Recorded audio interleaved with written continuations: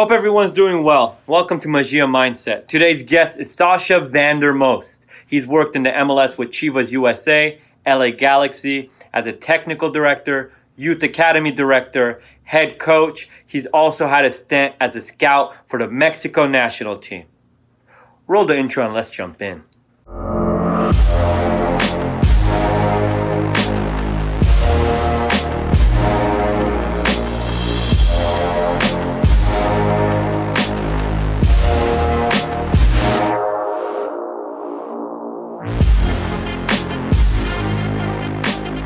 Sacha, Hey, Shawn. how you doing? I'm doing well. Great seeing you. Thank you so much for putting in the time to join us. Thanks for inviting me. Oh, my pleasure. So, Sacha, basically what we want to kind of do with this platform, obviously, with the selective coaches, we're kind of bringing on coaches, people influencers in the world of soccer, and kind of using this kind of podcast to reach out to that, give them your perspective of the game, your experience, your knowledge, how you've dealt with the platform of soccer, and also at the end of it, before we even conclude, any ventures you're in, any plug that you have to kind of, for our audiences, our viewers to kind of follow as well, to kind of help get connected. So I know on our last conversation we had prior to coming in this is you are a big fan of community, connecting, and growing the game within our country as well. But again, appreciate it. And we'll just jump into it by first, right off the bat, starting with your journey, your story as a player, as a student, as a coach. How did you get to where you are today? Yeah, long story, but I started playing in the Netherlands, young kids. Joined my first club when I was 9 years old. Local club. 4 years later, I moved to a bigger city and played for my club Quick. Started there the U14s and made my debut in the first team at age 16. Then when I was like 18 older, then I got my starting spot and played there until I was 28 years old and had the opportunity to come to the US throughout the 90s. So 95, I came for the first time. Soccer camps up in Northern California with the Zimmer brothers. Then in 97, came back again with soccer camps in 95. I also played in the A-League back then for the Monterey Bay Jaguars. And then 97, I played in San Francisco City League with the team called Juventus from Santa Rosa. Then I came back again in 99, and I already knew that I was going to go to play in Central America, in Belize. One of my good friends, Ian Mork, was a coach there, and he invited me and our other good friend Jeremy Sweet, who was also with the Zimmer brothers, and joined me in Holland as well to come and play in the Caribbean. So I did that for a season. But during the same summer, I met my wife, and she's from Southern California, originally from Peru, but lives in Southern California, and invited. So I ended up going to Southern California to live with her, started a family, and at the same time went back to school, studied, finished my bachelor degree at Cal State Long Beach, and I focused on kinesiology, and then I focused on coaching and sports psychology, and ended up working in different roles in soccer in Southern California. Coached with a few different clubs, coached at the high school level, and then I met Dennis de Kloese, who was back then setting up Chivas USA, which was I met him in December 2004, and 2005 was when Chivas USA got started. So I worked a few clinics with them. They liked the way I coached, so they kept on inviting me back, and then started working in their pay-to-play academy. Then we started a U18, or actually U19 team, a selection from the Southern California region. in the LA and Orange County. And then we went to the Copa Saprissa, Costa Rica, played against top teams, Real Madrid, the Olimpia from Honduras, Chivas Guadalajara, Saprissa, Brazilian teams, Boca Juniors was there. So it was like giant tournament, and we did really well. We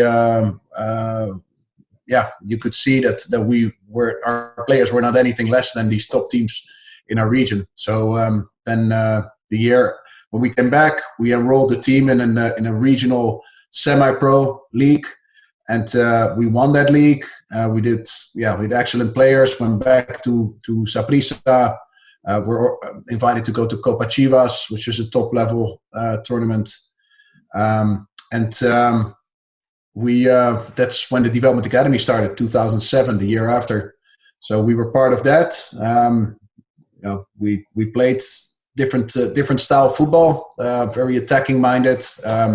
We started actually in a 3-4-3 system most of the time, but also were punished quite a bit because we were very attacking minded, and we changed to a 4-3-3 system, and continued with Chivas USA.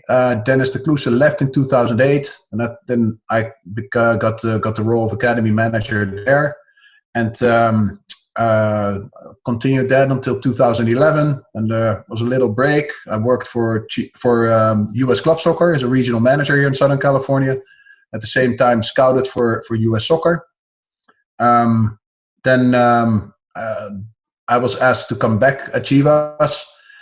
Worked there from 2013, 14, and 15, and so until the club finished. Then I started a business called Hub, Humans Unlocking Potential. We help companies from abroad with a jumpstart in Southern California, and at the same time started Home Field Advantage, which is a nonprofit focused on leadership development, giving high school kids coaching education and an opportunity to work or get coaching experience at after school sports programs, mainly soccer. But we started off with soccer only, and but in the last 2 years, year and a half, we also added basketball. We're now active with 12 soccer schools and 7 basketball schools in the city of Downey. With we have about 30 people on staff, and the majority of them started as volunteer coaches, and some of them are now site directors, and we have an executive director that runs the program. Same time, I was asked by the Mexican Federation to be a scout in Southern California. So I worked with, I scouted U.S.-born players in this region with Mexican descent. So to see if they could play for the Mexican national teams. Had to travel up and down to Mexico every once in a while. Went to different events. Watched followed most of the MLS teams on the West Coast.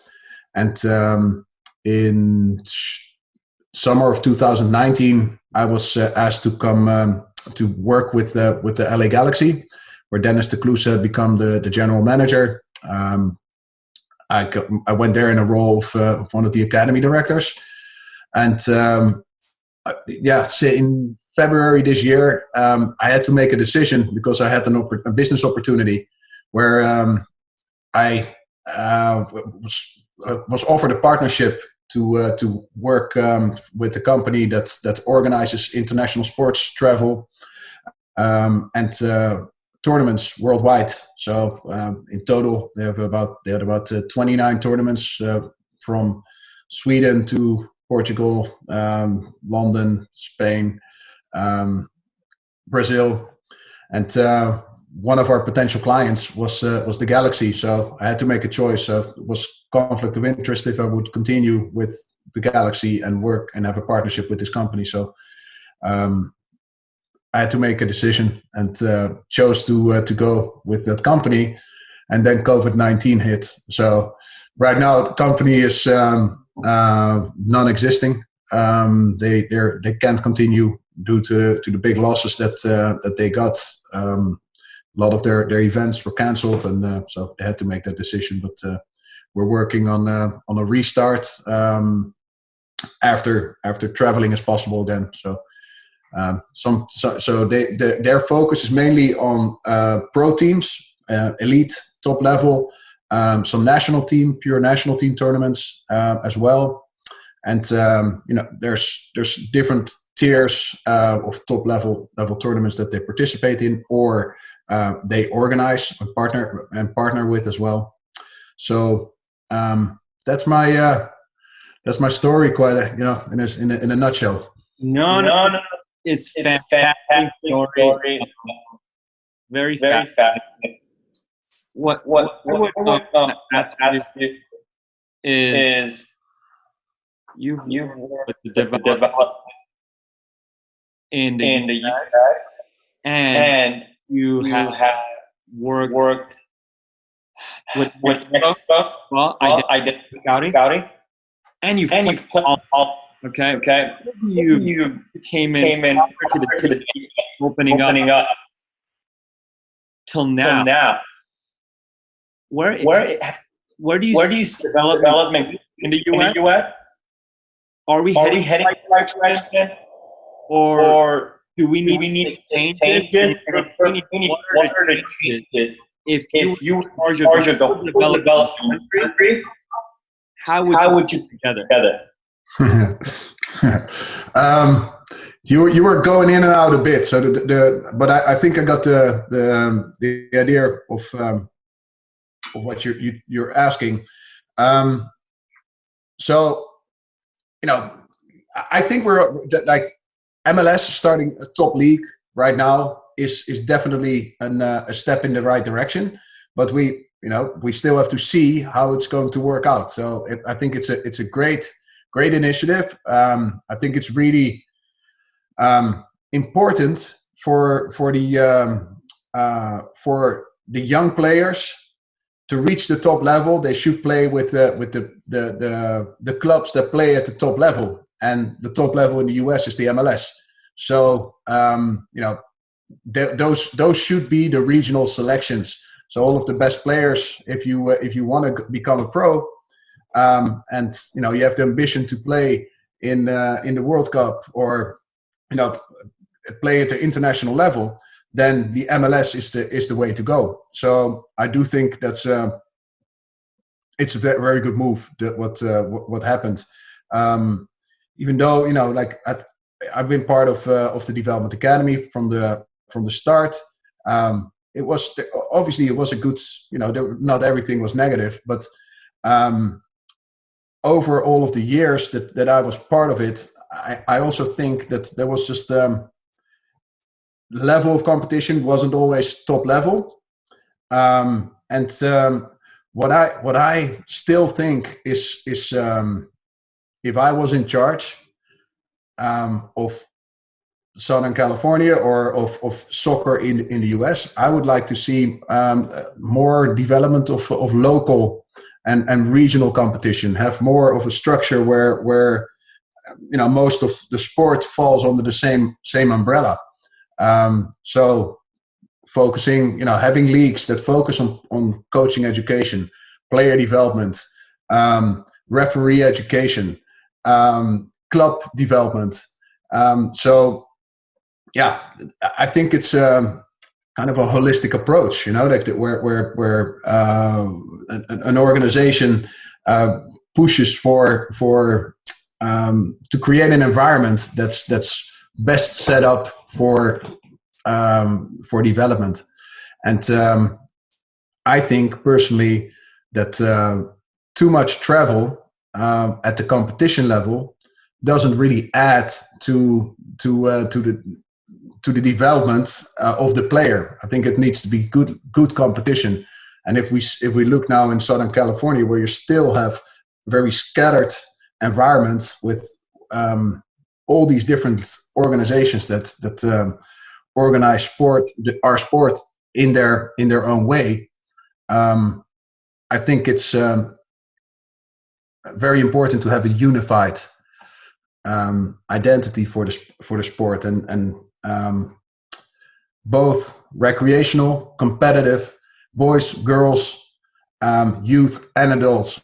I'm a strong believer that all of the clubs that play at the top level, the youth clubs that play at the top level, should have a first team, so kids can have the ambition to represent their club at an older age as well.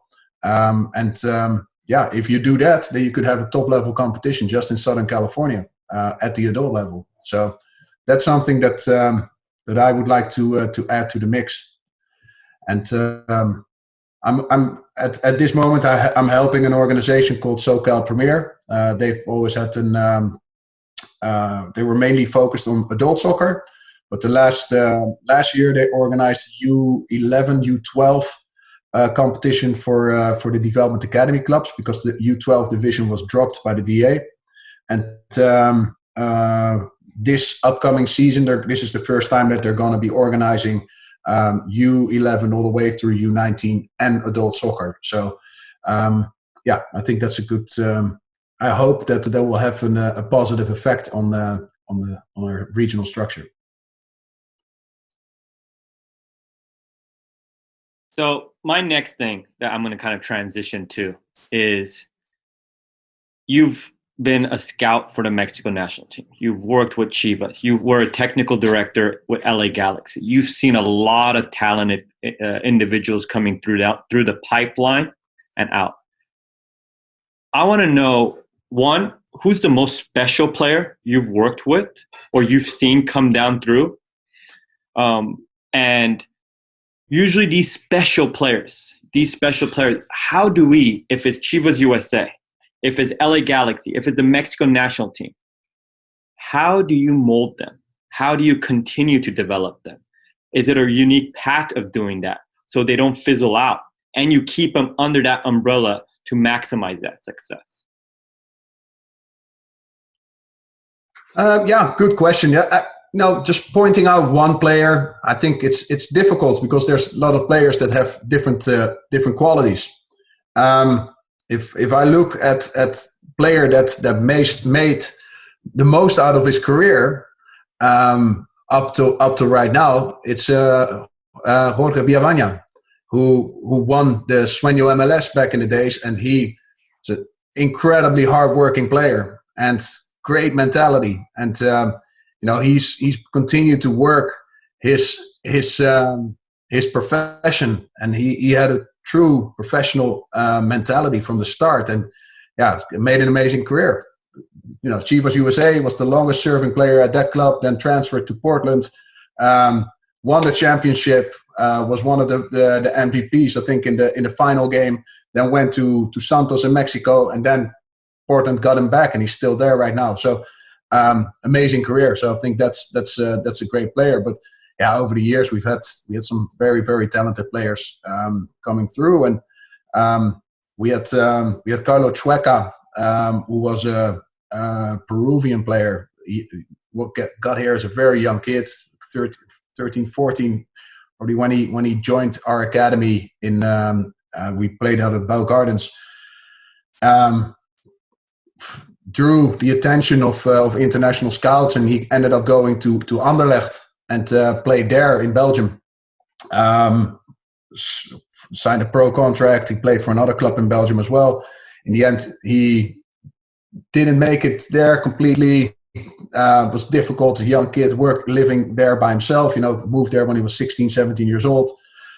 Came back to Chivas. Played here played for Chivas USA for a little bit. And then some regime changes within the club, and he ended up going back to Peru. So sometimes it's a circumstance. You know it as well. You played top level, and it's the circumstances, how things go in your career. It's you never know. But yeah, another. There's a lot of talented players. If you look at the players right now that came from both from Chivas and ended up with the Galaxy, like Efrain Alvarez, Uli Yanes, Alex Mendez, who came with the group from Brian Claybon. I mean, unbelievable players. That whole team was at a bunch of very talented players, ended up, they're all pros right now. So, well, but they're still very young pros. So I want to see in a few years, then you can see who made the most out of it, who's continues to play at the top level. And, there's a lot of factors that play into that. So what was the other part of your question? The other part was as a coach, in the role of as a coach, as an academy director, as a technical, you're supervising these kids. Obviously, every country has their own philosophy of how they mold them, what year they want to bring them in. My whole take is, now that you've identified these players, how do you develop them? And like, even giving an example, they say no coach developed Messi. Messi was born. Messi was created on the streets. Messi was, and then the coach had to harness it. Everybody has opinions of those kind of players. How do you manage between these kind of players, the regular players? How do you identify them? But as a director, the main question I was going to get at is molding them into representing, say, if you're at Galaxy, the Galaxy brand. If you're at Chivas, the Chivas brand. So by the time they're 18, at least you can get minimum 1, 2, 3 of these players to be promoted to the first team. Yeah, good question again. Like for me, the most important thing is to make sure you got good staff and a good infrastructure. So the players are set up at the level where they have the most potential, or the biggest opportunity to reach their potential. So what I mean with that is that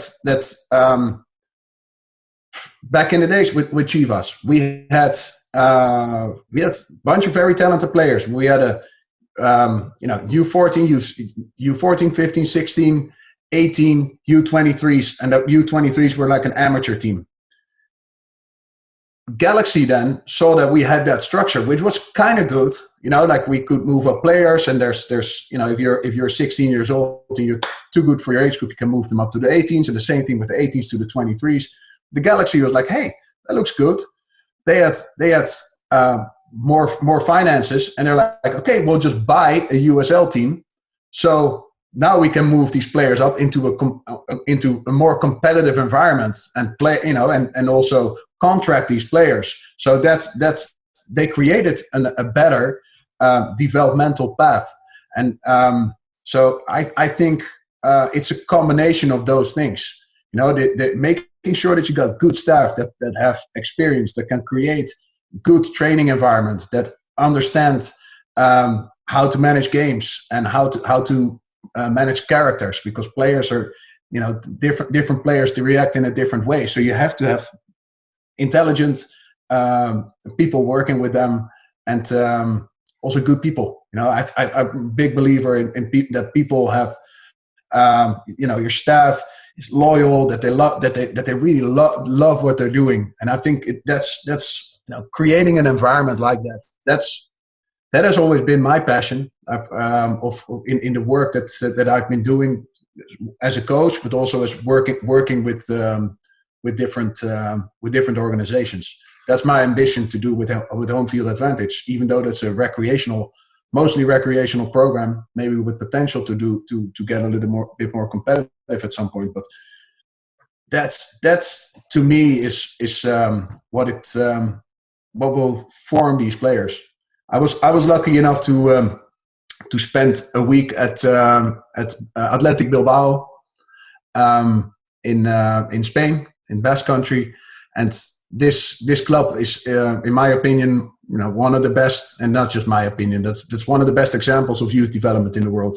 They have a relatively small player pool of about 1 million people in Basque countries. They only choose Basque players and to represent the club.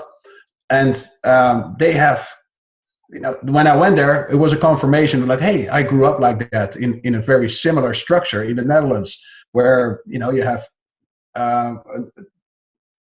there's always a spot for players to develop. So they had all the way, they started in U10 all the way up to U19.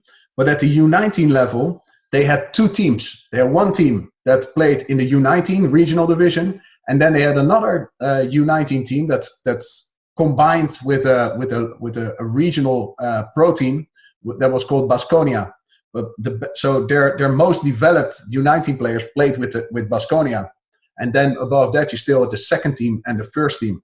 But they made sure to keep these two U19 teams, so players that were physically not developed as much yet still had an opportunity to make that jump and stay in the program with the U19 in the U19 division. But if they were good enough and developed stronger, boom, then they could push them up. So I think that's create that structure within the club is essential for the right player development. Fantastic. I really loved what you said about, selecting the right staff. I think that is huge in identifying talent. I think you identified Brian Cleveland, and he brought you significant players within that and good human beings. The qualities I want to kind of get into is when you're selecting a staff, the qualities you're looking for, okay, the role they play, and how important is it in your career? And I think you kind of touched on it in your journey with Dennis kind of taking over Chivas and how they saw you run a session and they're like, hey, we like what you do. And based on you putting a good taste with Dennis and connection with Dennis, it kind of built to more stuff coming your way. I think I want to kind of tie it into young coaches, young players. How important is that first impression? And what are the qualities in the professional game, Sacha, you're looking for when you're bringing a coach on your staff, as well as what are you looking for that coach to bring in players? Because like I can come up to you and say, hey, Sacha, I have this player. What is those qualities you're looking for me to be able to trust what I bring to you to the table, as well as what do you look for when you saw the players I brought, hey, talent. You can identify talent. So basically, I want to kind of dissect more the staff selection, player selection, and how did that relationship build in an individual's career going forward? Yeah, it all depends on the level that you're working at. I think, like if you work for a local top amateur club or semi-pro club that has a youth development department or a youth club and an adult club, then ideally I would select the players or select the coaches that represent the club at the coaching level and start to form these players out of young players. So I would like to get started with, if I was a director back at the club again, I would look at U16, U17, U18 players where you recognize something like, hey, or that kid has something that, as far as coaching, or they have an interest, they are like, hey, coach, can I help out? You have those kids, and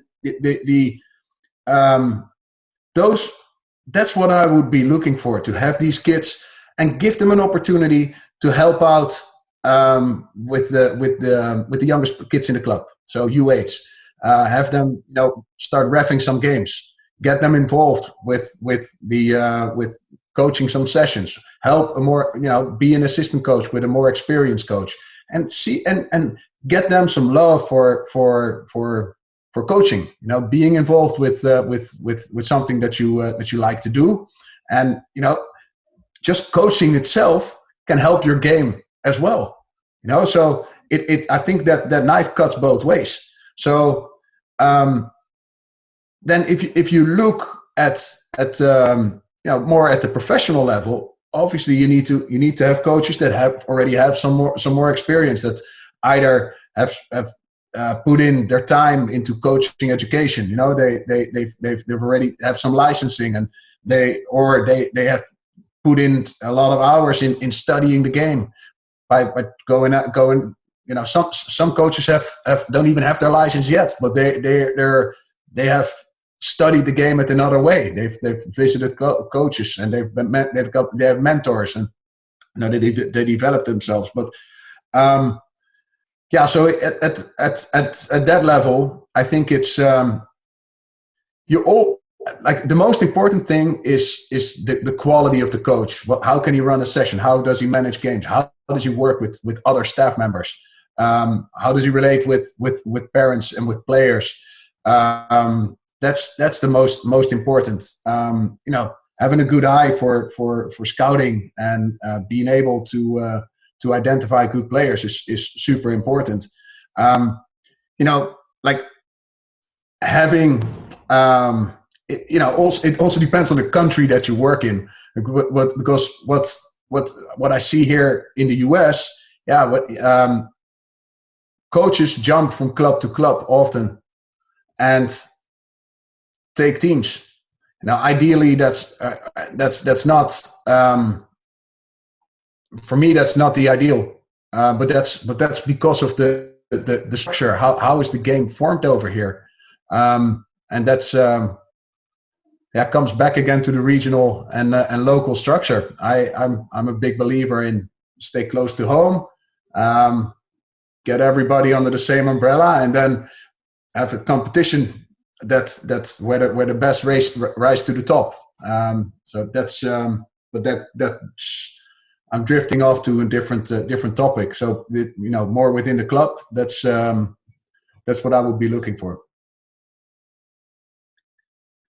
Fantastic. So I want to give a situation. So you're a technical director. Let's even go not here. Just an example. You're a technical director for the youth development in Ajax in Holland. Okay. My aspiration is I want to come and I want to get into that system as well. I was able to get an interview with you. Okay. If I'm sitting down in an interview, okay, at a high level, or we can even go back to LA Galaxy as an example, and I'm interviewing for a position with you, and you're going to be selecting what are the qualities you're looking for me to have to say, hey, this is what we got. This is your salary. To be able to come in there, do something well with that interview, maximize the contract, to be able to get the maximum that I can give. What are the main qualities at the highest level? Meaning that you're like, he didn't check number one, but he checked number two. So I'll hire him, but I won't give him that one contract because I still got to see more from it. I want to know what is it that they blow you out of your shoes, and you're like, I want this guy right now to work in our staff.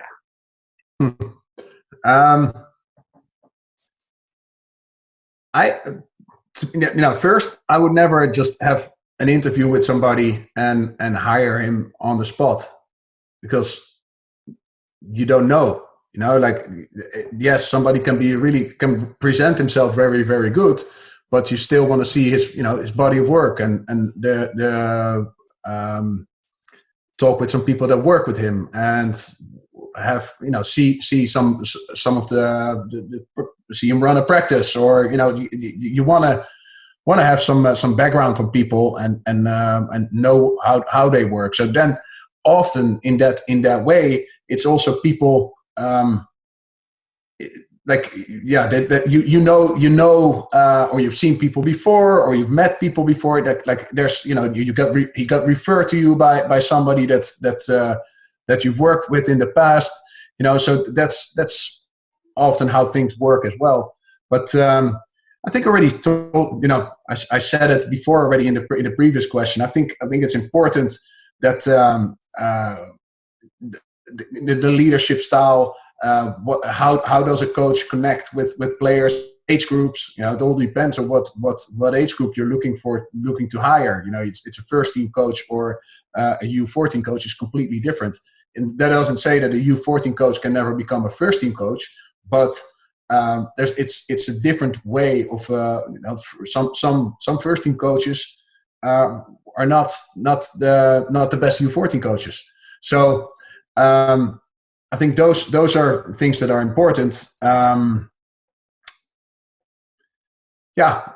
Management style. I think I already said what I'm looking for in coaches in the previous question. So I wouldn't. I don't have to have much more to add to that. No. That's great stuff. I think there was a situation I was reading on your kind of background. You got stepped into a role to become the head coach at a certain point for Chivas USA, if it was a game or something.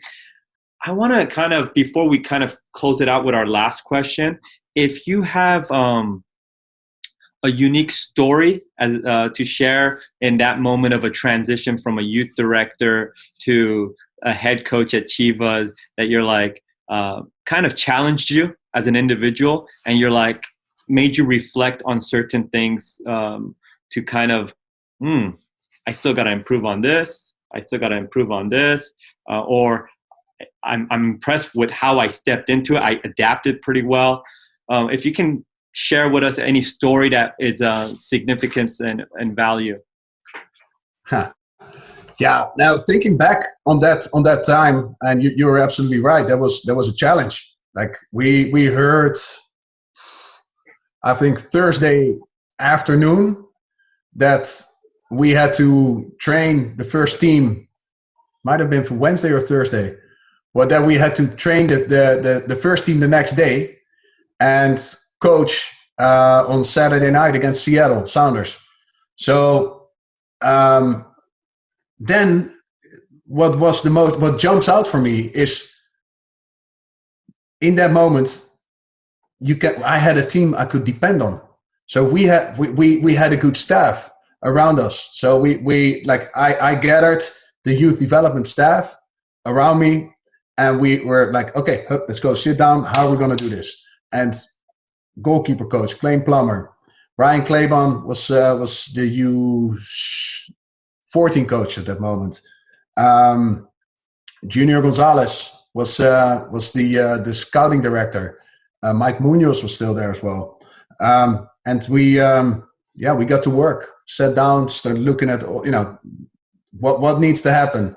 And I think that in my opinion, teamwork at that moment is super important.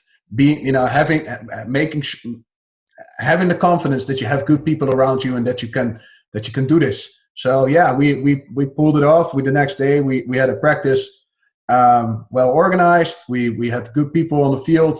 We ran a session. Next day it's like a dream. You go into it. We coached against Seattle. Unfortunately, didn't win that game. Then I would have been the winningest coach ever from Chivas with one game. But we won. So we lost that game. Next morning we lost 2-1.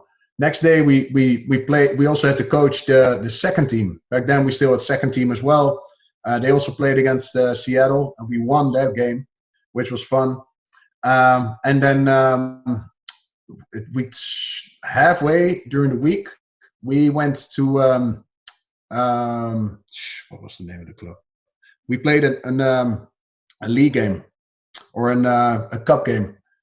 Name of the club slipped from my mind, but it's So we went out, had to travel across the country, and had another game, and that was we lost in overtime against the USL team, which was a bummer. But it was a crazy time, crazy experience, but at the same time, very very valuable in something that I've done. And looking at the people that I had around me back then,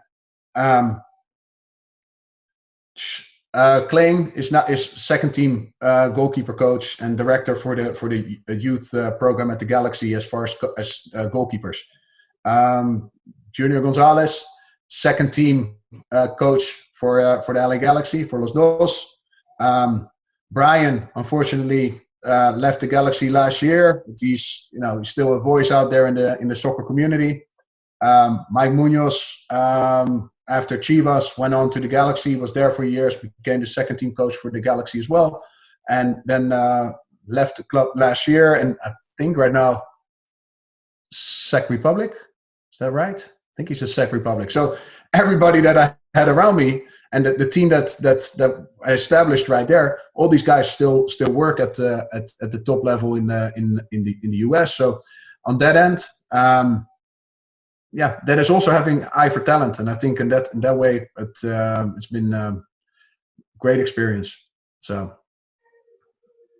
No, that's great. That I think you hit a key point on that. I think that does show value in your staff. If they're still within the game and you guys have parted ways, but they're still in the game, it shows the value you had in that staff during that time, because that means they were all students of the game. They were continuing to learn, and if they're continuing to grow still, it shows that team you had and the way you selected it.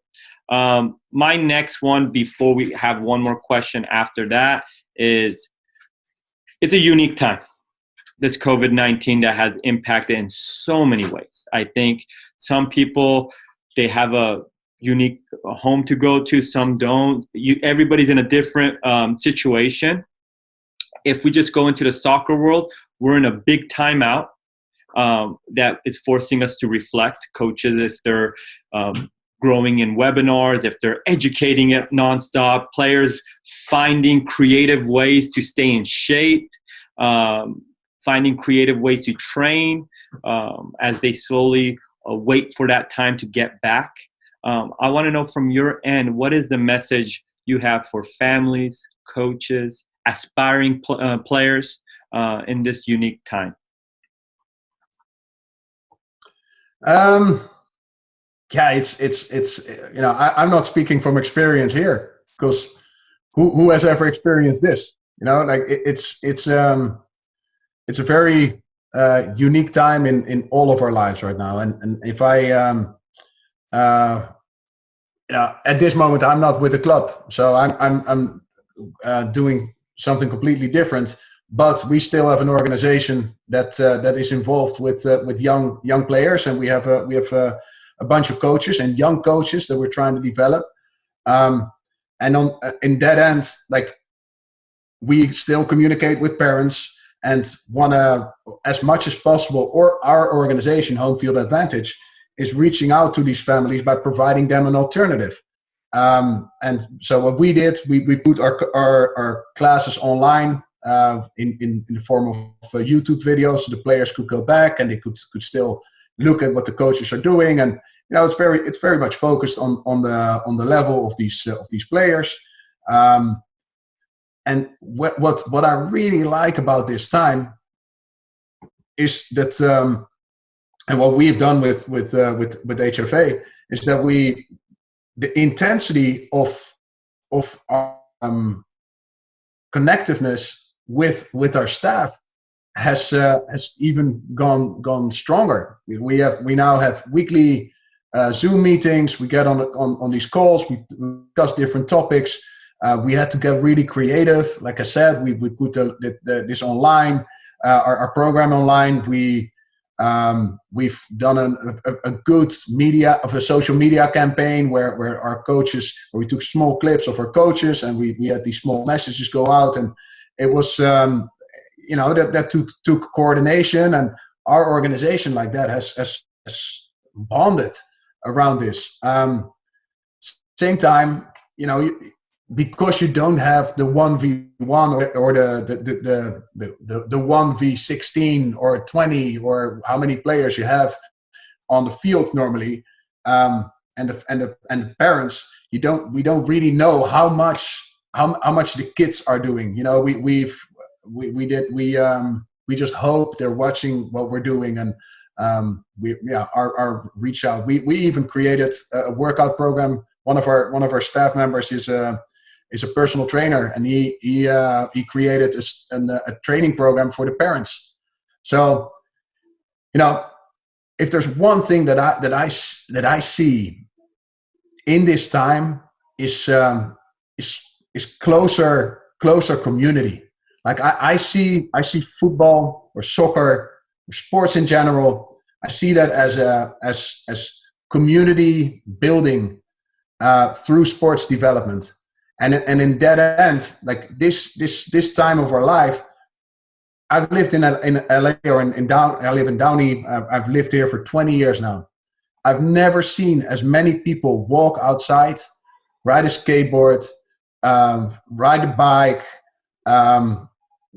People talk, from a distance, talking to each other instead of driving by each other in cars, and it feels like there's more compassion, and that's if there's one thing that I would like to take out of this period in our lives, and who knows how long it's going to take, because right now everything is relaxing a little bit, but at the same time we still have to make sure we are careful, because this virus can come back, and we could have another wave of a spike of infections. So I think it's important that we stay careful. But if there's one thing I'd like to see after this all is done, is that closeness, and the I would like to see people play sports in their own neighborhoods, like have a closer relationship between the school system and the neighbor, or not the community-driven sports community, where the school district has the key to the lock on the fields. And how can we work together? How can we create a quality program where we work together, and can us as people that live in these neighborhoods, that pay our taxes and have our kids go to these schools, we should have a possibility for everybody, both recreational and competitive, youth and adults, to play at the fields that we do have in our community. So yeah, that's my message, man. I hope we can, that in the end is all going to bring it together. Local, regional. I think a California championship is far more than enough. NorCal, SoCal. Then you can have, a national championship. I don't know if it's necessary, just as far as the development and for kids to reach their potential. It's difficult. It's a very big country. So. Beautiful, brilliant message. Loved all about it. Last two questions I'm going to ask you is your favorite player of all time, your favorite team of all time.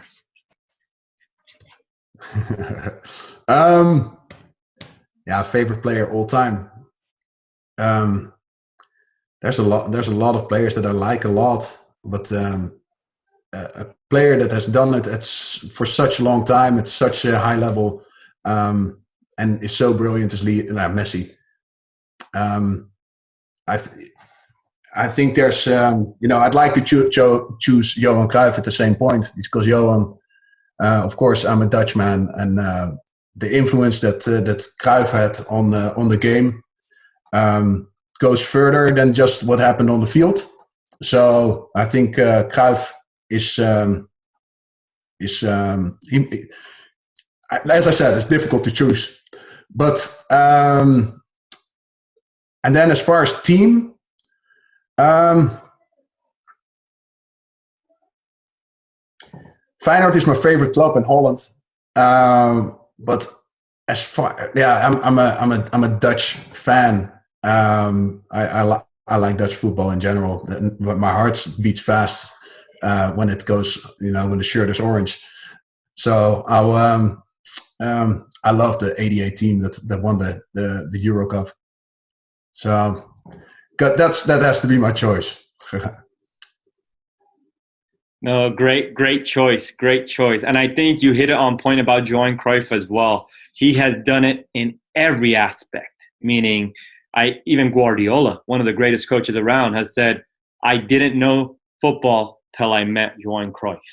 And it just showed, even Messi, all these players are geniuses, but there was something else. He was a genius as a player, waist down, neck up. I mean, in all aspects. I mean, he was, you even said the '88 team. They were talking about this, I think the '70s Ajax team was playing. If you watch videos of that, it looks like some of the game that's going on right now. And that's pretty unique. If they're playing it back then, pretty unique.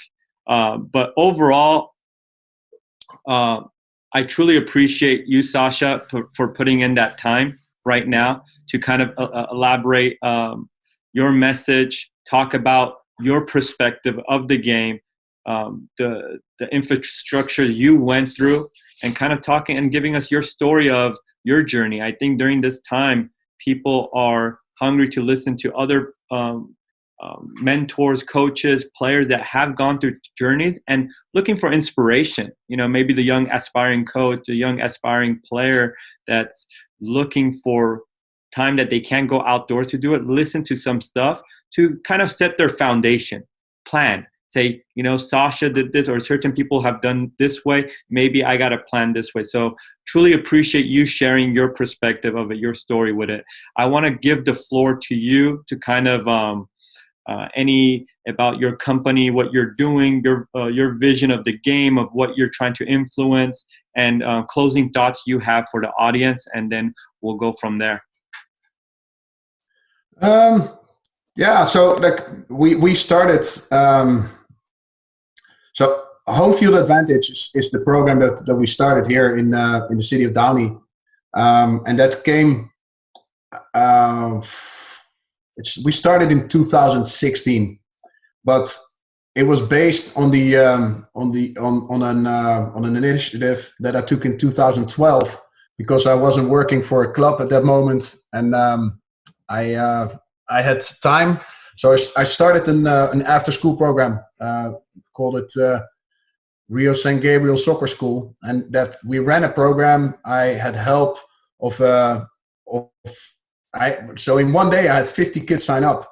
So we ran two days a week, 25 kids each, 4th and 5th grade. We made shirts, made a curriculum, and got the equipment, and I started running it. But you know, 25 kids and different levels. I had to. It took good organization, so we had to make sure that it was well organized, set up, and then. But I had no assistant coaches, so I got a mother, I had a grandmother, I had a father, I had an uncle, and my oldest 2 kids were my oldest daughter was a 6th grader back then, and she helped me out. My son was a 5th. Oh no, my son was playing. So yeah, they were helping. The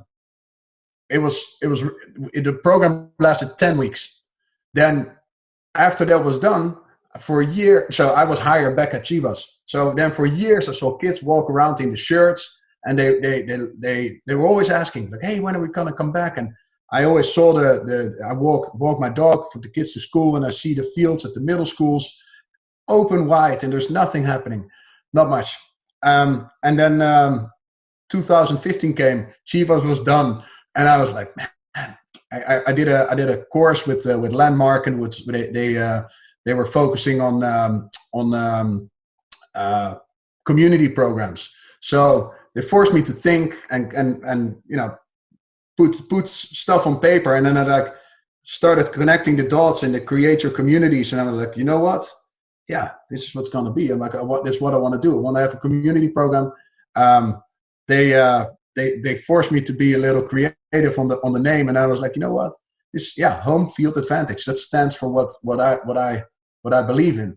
So we started it in 2016 in the fall. We had one team, and we ran it through Aspire, which is an after-school program for lower income. And I've perfect. Like, it was a great program. We had 25 kids. It was great. But at the same time, I wanted it to be available for everybody. So not just lower income, but everybody. So the big difference, what we did with Home Field Advantage, that was like, I started thinking back about how I grew up in the Netherlands. And I was 15 when I had my first opportunity to get involved with leading other kids, being ref, starting to coach. So that's what I did. Like, I started to apply that in our community over here. So I started to connect. I got a few high school kids to coach with me. So they became the high. So that became the idea. We give high school kids coaching education, an introduction to coaching. So we do the U.S. Soccer coaching license, and so first year we had 3 kids that helped us, and I had another student that just graduated came to help me. Was my wife's cousin, and next spring we started with an organization called DFEO, the Downey Foundation for Educational Opportunities. They hired us to run after school programs. We started with one school at Unsworth. There was a Lewis, and then in the fall of 2017, they said like, hey, we want 4 teams of 4 schools. So we ran a program at 4 schools, and then it's started snowballing. Now we have 12 schools in the city of Downey, so pretty much every elementary school. And they asked us, hey, can you run other sports? Yeah, hey, no problem. We added a basketball program, and we now have, at the end, we run a program that's pretty much year round, with play dates throughout the year, both in basketball and as in soccer, an end of the year tournament. And it really feels like a community development through sports and coaching education. So that's what we do. If you want to check out our website, it explains it better than I just did. But I'll text it to you, or you might have seen it already. hfa-sports.org. So we'll also try to put it into the video as well. We'll have it set up for you too. Perfect. And then I just want to thank you, Shawn. I think it's great what you're doing, exposing people within the community in the sport that you love, and I wish you a lot of good luck, and look forward to see you soon again. No, fantastic. Thank you again.